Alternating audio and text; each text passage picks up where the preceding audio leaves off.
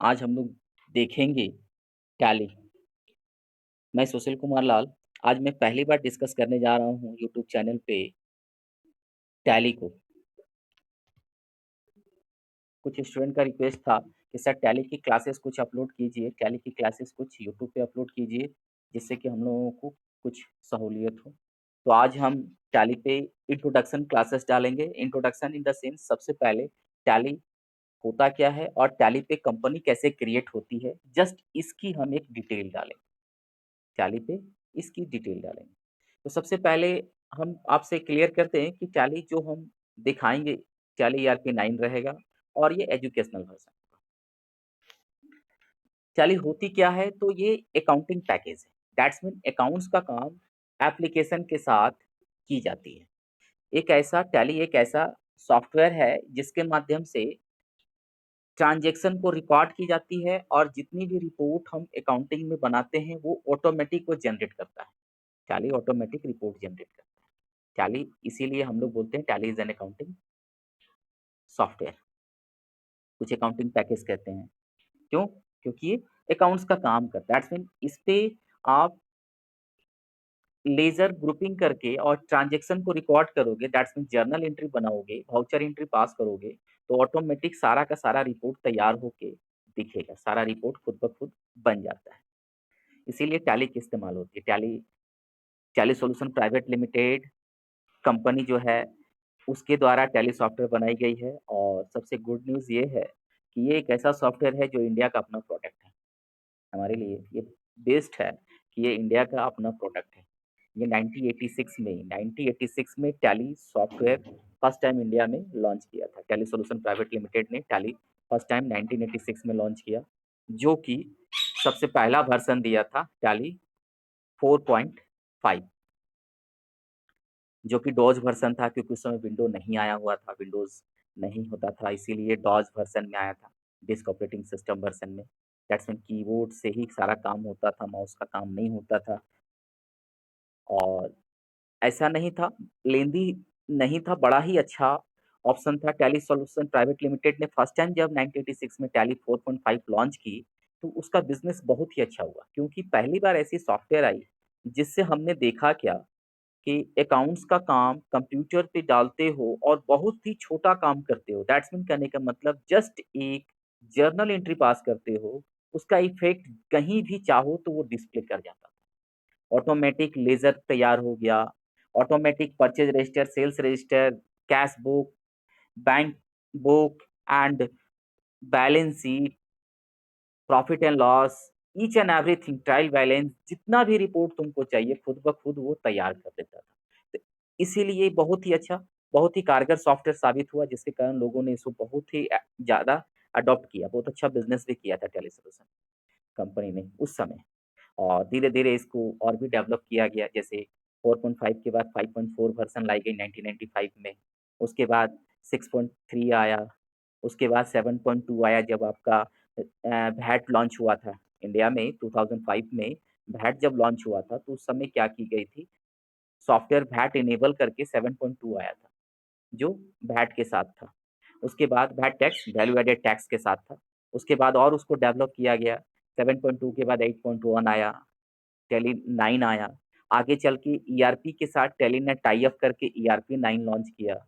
उसके बाद अब जैसे ही हम लोग देखें कि जीएसटी लागू हो गया इंडिया में, जुलाई 1 2017 के बाद जब जीएसटी आ गई हमारी इंडिया में, तो जीएसटी के लिए भी टेली ईआरपी 9 ने जीएसटी के लिए भी जब-जब ज़रूरत पड़ा उसको अपडेट करके नई-नई वर्ज़न लॉन्च करते गया। जैसे उसका और भी वर्ज़न को अपडेट करता गया, तो अभी वही टैली ईआरपी 9 है। उसी को हम लोग आज डिस्कस करेंगे, उसी पे हम लोग देखेंगे कि इसको कैसे हम ऑपरेट करते हैं। सबसे पहला हम सिखाएँगे टैली ईआरपी 9 पे सबसे पहले कंपनी कैसे बनाओगे, दैट्स मीन एक आप प्रोफ़ाइल कंपनी का कैसे क्रिएट करोगे और उसको ओपन कैसे करोगे अगर क्लोज़ हो जाए तो। पहले वो दिखाते हैं। सबसे पहले देखो मेरे स्क्रीन पे दिख रहा है, ये है टैली ईआरपी 9, टैली ईआरपी 9। इसको आपने डबल क्लिक किया, टैली ईआरपी 9 खुल रहा है। स्क्रीन पे देखो, दिख रहा है, खुल रहा है स्क्रीन पे टैली ईआरपी 9। स्क्रीन पे आया, इसको एस्केप करोगे, पीछे जाओगे, एक बार और एस्केप करो। टैली में एस्केप और एंटर बटन का बहुत ज़्यादा इस्तेमाल होता है। एंटर आगे बढ़ने के लिए, एस्केप पीछे करने के लिए। एस्केप किया मैंने, जय नाम की कंपनी ऑलरेडी इस पे डिस्प्ले कर रहा है। मेरे को करनी क्या है, ऑल्ट के साथ F1 दबाने से ये कंपनी शट हो जाएगी, मतलब बंद हो जाएगा और कंपनी इन्फॉर्मेशन आ जाएगा। देख रहे हो कंपनी इन्फॉर्मेशन। अब इस कंपनी इन्फॉर्मेशन के अंदर देखो, सबसे पहला ऑप्शन है select company, log as remote user, create company, backup है, रिस्टोर है, क्विट है। तो मेरे को क्या करनी है, क्रिएट कंपनी में जानी है। क्रिएट कंपनी, माउस के एरो से भी जा सकते हो या क्रिएट के लिए सी भी प्रेस कर सकते हो। क्रिएट कंपनी में मैंने गया। क्रिएट कंपनी जैसे गए, देखो तुम्हारा एक स्क्रीन खुला। स्क्रीन पे क्या दिख रहा, फॉर्म टाइप का स्क्रीन खुल रहा है। इस फॉर्म टाइप के स्क्रीन में तुम क्या करोगे, एक सबसे पहले क्या करो, कंपनी बनाओगे।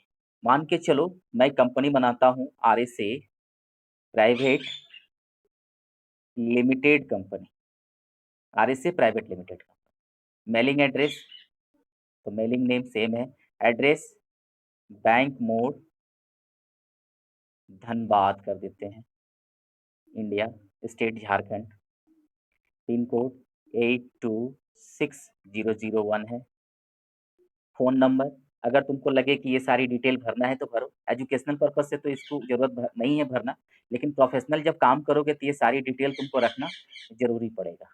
यहाँ पर ध्यान देने की चीज़ है, फाइनेंशियल ईयर बिगिनिंग फ्रॉम 1 अप्रैल 2020।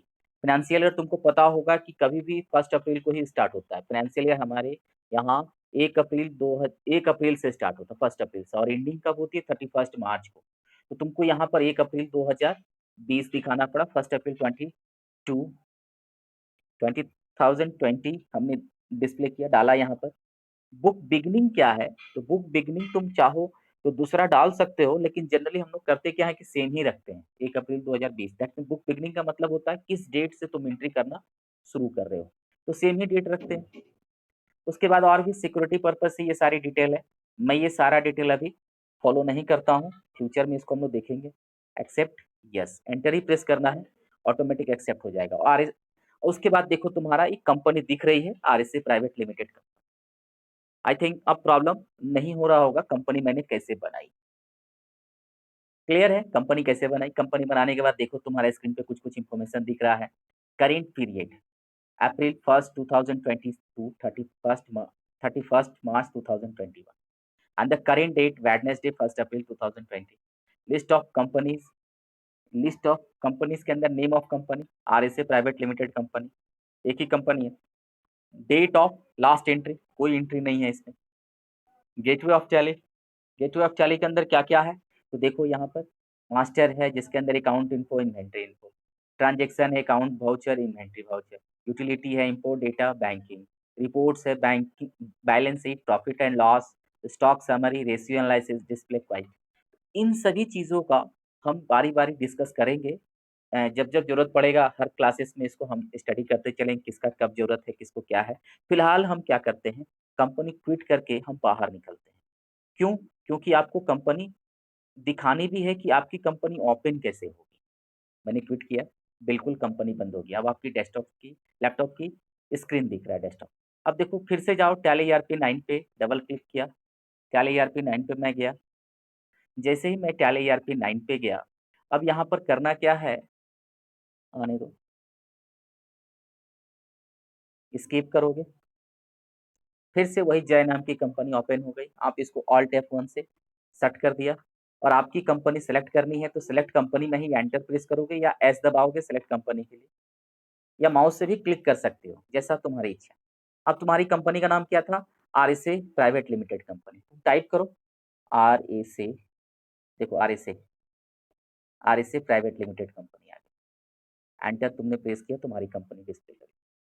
अब रही बात कि सर इसमें कोई भी जर्नल एंट्री, कोई भी लेजर अभी तक नहीं हुआ है, तो हम करते क्या है, तुमको समझाने के पर्पज से हम 2 जर्नल एंट्री करके दिखाते हैं।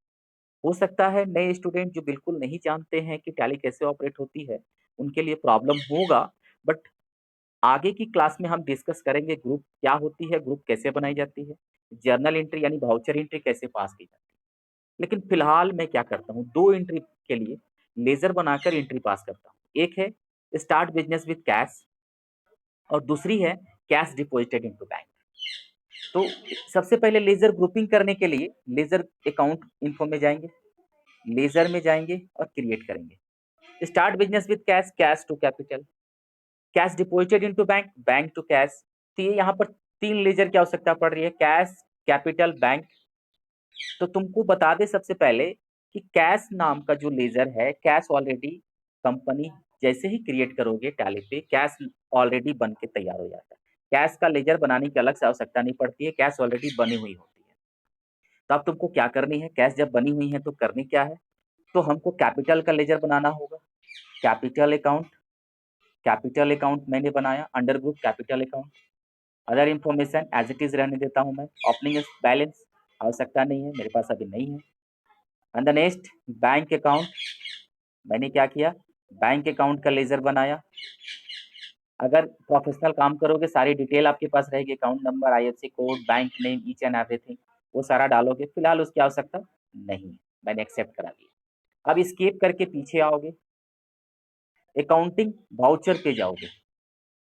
सबसे पहला एंट्री है cash to capital, that's mean cash receive हो रहा है बिजनेस में, इसीलिए क्या करोगे, F6 रिसीव वाउचर में जाओगे। तुमसे देखो यहाँ पर डिमांड कर रहा है क्रेडिट, क्रेडिट में कैपिटल, क्रेडिट में कैपिटल कितना, 20 lakh rupees, suppose 20 lakh rupees. Debit में कैश, नरेशन डालोगे, being being start business with cash. Next entry तुम्हारा हो जाता है cash to capital. Next entry हो जाता है बैंक टू कैश, यानी F4 contra voucher, F4 contra voucher. Bank to cash यानी क्रेडिट में cash, how much, 50,000, suppose 50,000।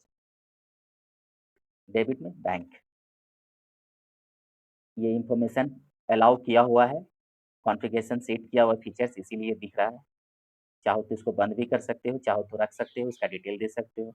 Bing cash deposit into bank, skip करके पीछे आ सा, देख रहे हो गेटवे ऑफ टैली में आ गए 2 एंट्री। अब देखो यहाँ पर डेट ऑफ लास्ट एंट्री हमने 1 अप्रैल 2020 तक का एंट्री किया है, वो दिख रहा है। इस टाइप से तुम एंट्री भी कर सकते हो।